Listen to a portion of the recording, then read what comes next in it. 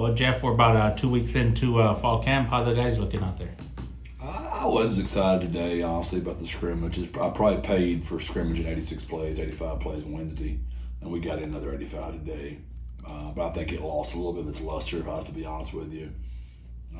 Wasn't as excited. I thought we did okay. We got better. We didn't waste a day, but it wasn't the same juice that I felt Wednesday for our first real scrimmage. But that's probably me getting punished for scrimmaging twice, in 1 week.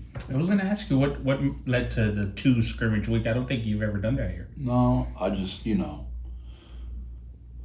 probably the anxiousness of me, hiring someone outside my tree, and I want to give Rick a real chance to be successful.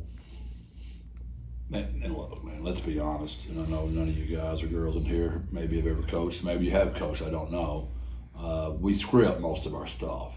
So when you know what the scripts, anybody can coach when you're reading the play off. And I have a feeling, like all coaches do, you're going to teach to the script so your kids are not going to mess up.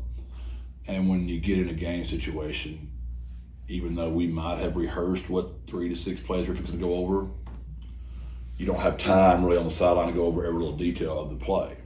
So scrimmaging allows more creativity from the play caller.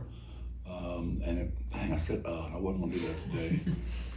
So the assistant coaches are off the field. They're not behind them.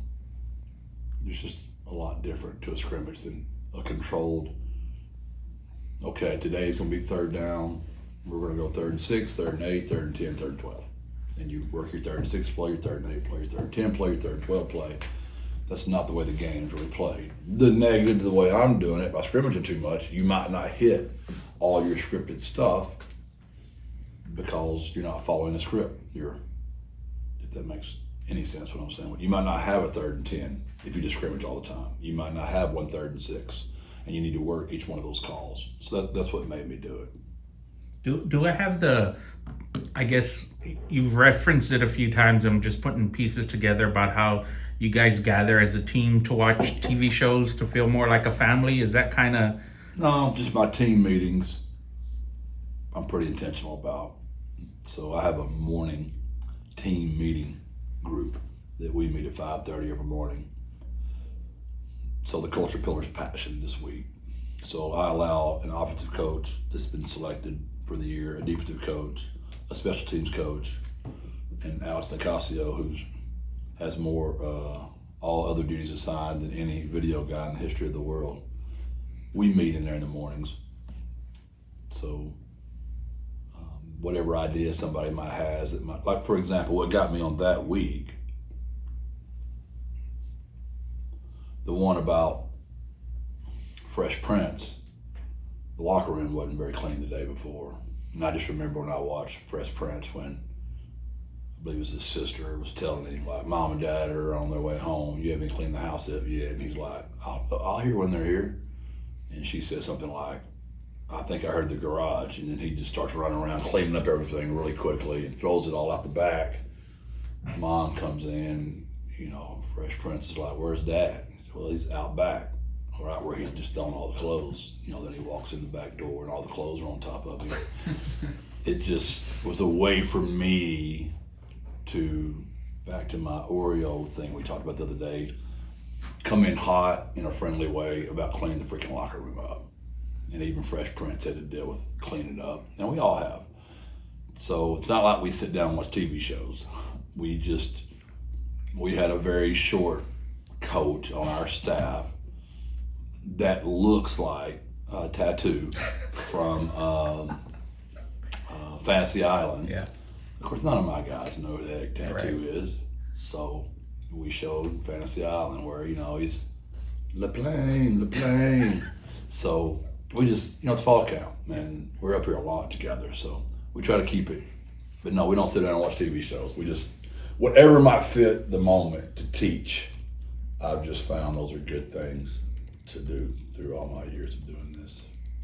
Have you guys settled on a motto or a hashtag yet? We haven't, and we're going slower than normal. I don't know. The deal with identity and what's our identity going to be, and We're still working on it. Our team's still working on it. We haven't got all of our individual triangles done yet. We gotta get that done by Tuesday. I'd like everybody's triangle to be in their locker by the mock game. So we're working hard to get that done for Allie, because she's the one that's gonna print them all up. I was gonna ask, are they gonna be like on paper, or how do you plan to have that displayed for them to be able to? Yeah, we're discussing all that too. I imagine it's gonna be some type of stock paper that's pretty thick and probably laminated. Whether they drew it, whether that is digital. They've all been uniquely different so far. We've had 5 players speak so far, and all did an unbelievable job. And it's kind of ironic because we've been speaking on the pain of suffering and how some people never learn from their pain of suffering, and that's really sad. So we've been speaking on this, and yeah, I'll just leave it at that. The 5 that have gone have done a really good job so far. Maybe this ties into that. You gave us a really good rundown the other day, but I was curious about the history part. Do you usually want them to highlight something, negative that might have been inspirational, informative, or is it something positive that they look back on, or like what do you want them to get out of that history? On the history part, no, that's more to me. It's just how we're doing it. Just where are you from? Who are your people? Just like who's Greg? Like, where are you from? Like, was your mom involved? Was your dad, brother? What does that look like? Hardship's kind of more of where that comes from, but a lot of that hardship is in that history sometimes, so they can tie in. But like so far, they've all been pretty cool. Like Luke Lopez. Luke's been with me 6 years. He's 24, so the way you put it into perspective, 25% of his life he spent with me, and I was apologizing.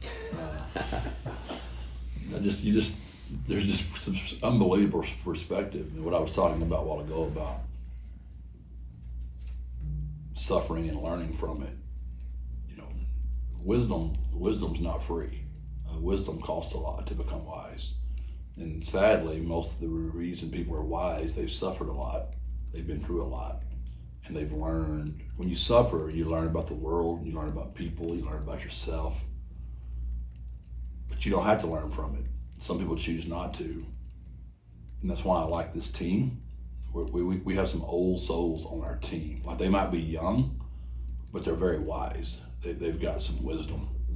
So I'm excited about that. It doesn't mean we're going to win every one of our games, but I do know if the pain comes, which we hope it doesn't, we're going to learn from the pain. Because I can tell by the wisdom of our team.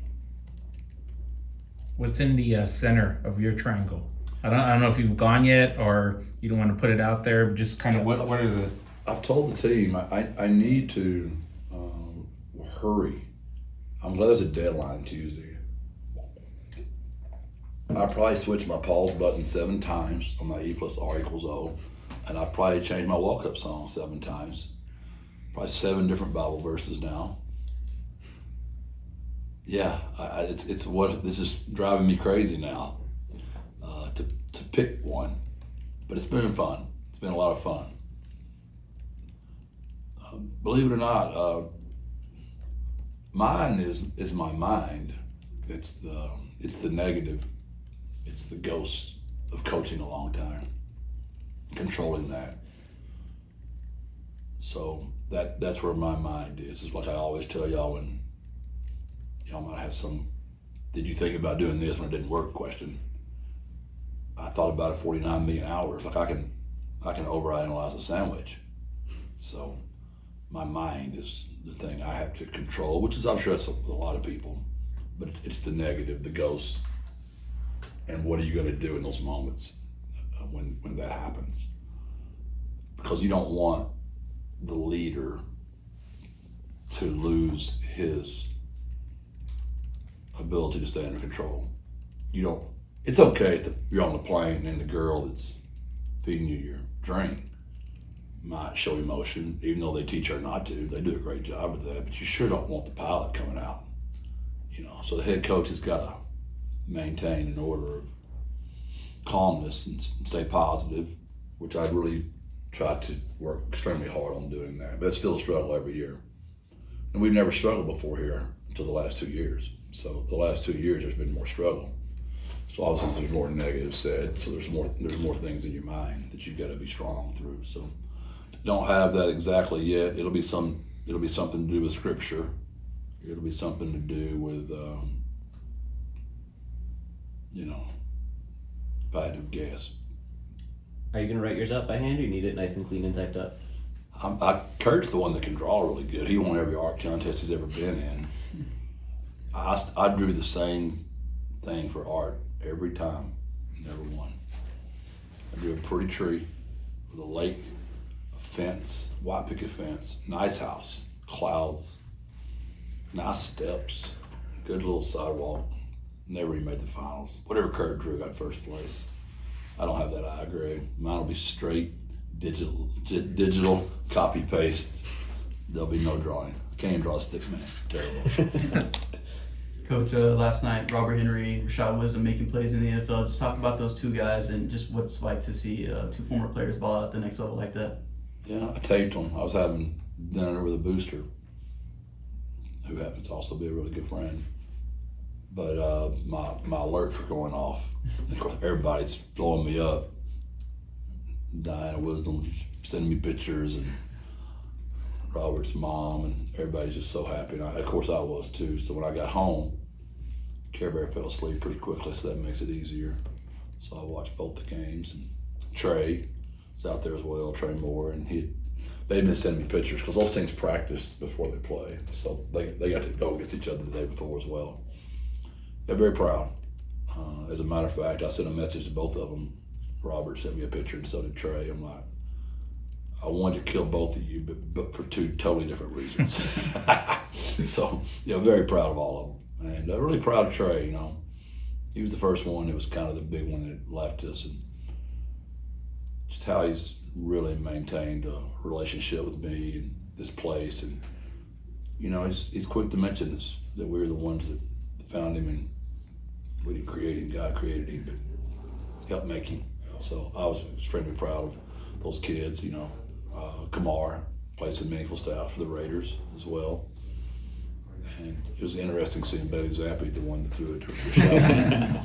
So we're adding to the list on poor Zap. Jeff, how did Owen look this week? Way better. I thought he struggled early coming out. Doesn't help that Brandon Tennyson's looking like Kyler Murray running around. So he's balling, and Owen was trying to get going. But man, he's really come on here recently. That scrimmage Wednesday he put on a show. It was impressive. Today we couldn't protect him very well. But when I let the ball go. I don't know if y'all noticed. I call it the sack after it's over, because I want the ball to get thrown down the field, and I want the receiver to have a chance. I want the DB to have a chance. Then I go back and retroactively spot it and call sack. I know that's kind of an awkward way to watch a game, but I kind of get the best of both worlds. And he was really good today. I had to give him some sacks. Would they have been sacks? Y'all seen that kid hang in there. He'll hang in there to the very last second. So he was really good. Him and Brandon both have been really good. Really proud of Brandon. He has really had a great spring, great summer, great camp. We've got two really good quarterbacks, and I'm telling you, I'm really pleased with Max and how he has progressed, and Mark coming here from Oregon. Those four have had some good ones. Of course, McGuire's the youngest of all of them, but those older guys that have been here just a little bit. Everybody knows Owen's leaving next year. You can tell the competition is furious right now to try to move into that chair for next year. With the protection, do you feel like that's more offensive line getting warmed up, or is it the defensive line, really excelling so far in fall camp? I hope it's our defensive line. Ty Leonard's been giving us fits, and Pee Wee, so I hope that's them. But there's also been some effort plays up front, some MAs by our O-line. So I think Pee Wee and Ty are going to be really good football players, so I hope that's what that is. But we'll find out here pretty quickly. Yeah. Jeff, I just had a couple quick questions for you about Pavel Patel. First of all, why was it important for you to have someone on your staff that, you know, comes from this like unconventional background? I don't think that was what drove me to do it. I do think that's a bonus, there's no doubt. I've just never been afraid to hire anyone that's very smart and has a lot of character. I make jokes. If there's ever a guy you want to try to come work for, if you're really, really smart and you might not have a lot of experience, but you love ball and you love people. I've won a lot of games with some coaches that, you know, might not fit the typical what you think of a football coach. So I just have always liked the kid a lot. You know, when he emailed me all those years ago when he was a student at the University of Texas, and we let him in the receiver room. He just loves ball, loves kids. He's very smart. He's been very loyal to me, extremely loyal. So even though he beats me in golf every time we play, he's like a Martin. He's annoying. But other than that, nothing negative to say about Pop and his family. How have you seen him grown from, you know, when he first emailed you as a student at UT to now? This transition has been huge for us, and he's been the guiding. He has the ear of Rick. He's with Rick all the time. So he's kind of like me when I'm not around. He can tell Rick he's going to want this. He's going to want it done this way. So he's with Rick all the time. So Pavitt does so much for us, and you know, with those quarterbacks. And yeah, he'll end up in the NFL one day if I had to bet you. He's just so good and so smart, and I'll help him if that's what he wants to do. Or calling it for me one day, we'll see. Jeff, wanted to ask another question about your triangles that you're assigning to the players. So, is this the most extensive sort of assignment that you've given, you know, your players in your head coaching career? And is there anything in your previous career, maybe here as an assistant, that has, you know, helped inspire this or that it reminds you of? No, I've always been a guy that gets pretty philosophical and deep with my players, but I've done it more a little bit at a time. I'm a guy that he believes in, you know, a little bit of cheese goes a long ways. You give somebody too much cheese, it's just not good. I don't have time anymore to be a slow. I'll give you the analogy also of the brisket. I got to cook my brisket faster. Mm-hmm. So I'm trying to come up with ways for us to get to know each other better. I think that's been the strength of my career, but probably the weakness of the last 2 seasons. You know, ironically, our name is the Roadrunners. And we've been really bad on the road the last 2 years. So I don't want to be the front runners, because I feel like we've been the front runners the last 2 years. We've been an up and down team. We can beat anybody at home. We can't go get a tough one on the road anymore. What is that? To me, that's an identity issue, that you don't know who you are if you're a front runner. It's easy to be a good person when everything's going good. Where are you when things go bad in life? And we haven't done that. That's a reflection of the head coach. So I'm doing a poor job somehow of not getting my guys to understand what their real identity is. So some really tough decisions have been made by me, you know, some staff changes on everywhere in the building.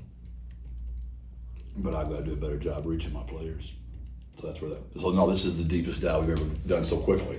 We've kind of just slow played it for years, knowing I was going to have Frank Harris all the way to the end. Knowing I was going to have Rashad Wisdom all the way to the end. Knowing that player would start taking over and teaching for me. Well, the guys that would teach for me now, most of those guys are gone. I have some of those guys left, and I'm grateful for them. I really am. But those guys are at Ohio State and A&M and Oklahoma and Houston and Cincinnati and Texas Tech. So it's different, right? So I've got to adjust. I can't be known as the guy that's just mad that I don't have enough money to keep them. I've got to be known as a guy that's got a solution to this problem the best we can with what we've been dealt at UTSA. So I'm just trying to give a solution to this thing.